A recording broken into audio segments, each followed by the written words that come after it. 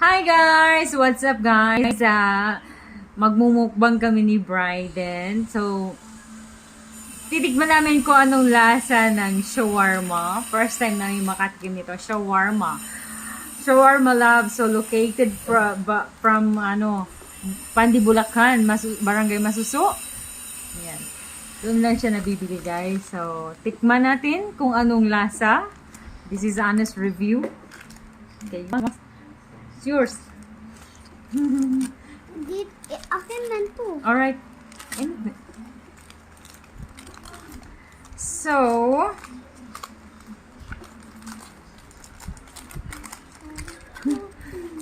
ano lang yan? Ang puti-puti. Amayos. Para tayong kukunin na sa langit nito. So, ito siya. Okay, guys. Ito ang laman ng loob. It's beef. Beef yung laman, yung palaman nila. Cabbage. Cabbage or coleslaw. No, this is not coleslaw.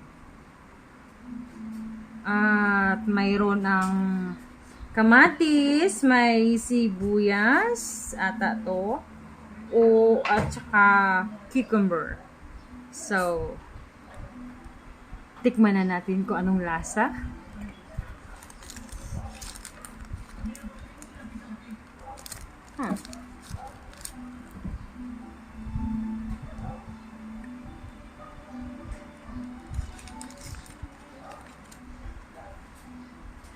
Okay.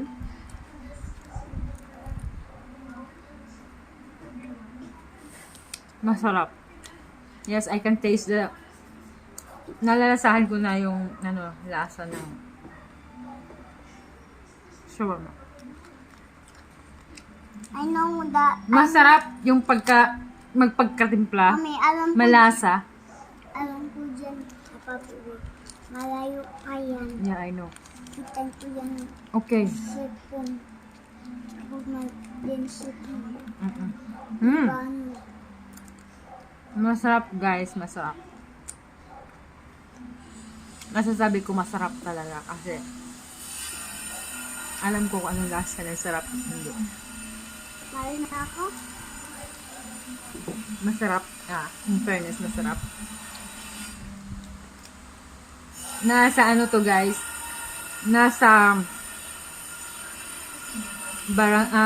Pandibulacan, Masuso. Barangay Masuso. Itong Shawarma Love. Yun yung address nila guys. Masarap. Masarap. I'm happy. Even the patty, okay yung lasa. Tsaka yung texture niya guys. Okay. Okay yung patty. Masarap. Parang sa natitikman ko mga shawarma, pasado siya sa nakuha niya yung nakuha niya yung timpla.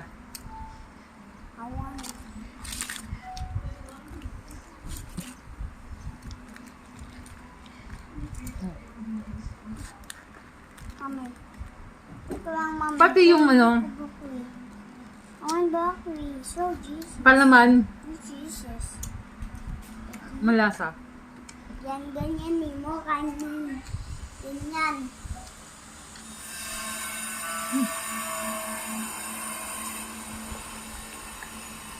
Masarap. Gusto ko yung lasa. Yes, diw.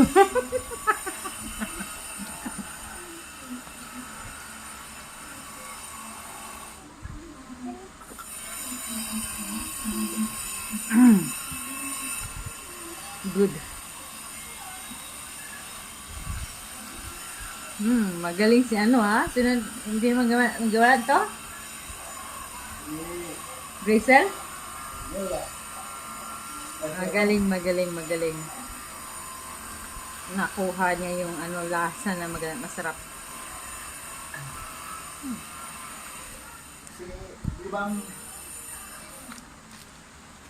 Thank you. So, nag-deliver, napakalayo pa. Masarap in fairness.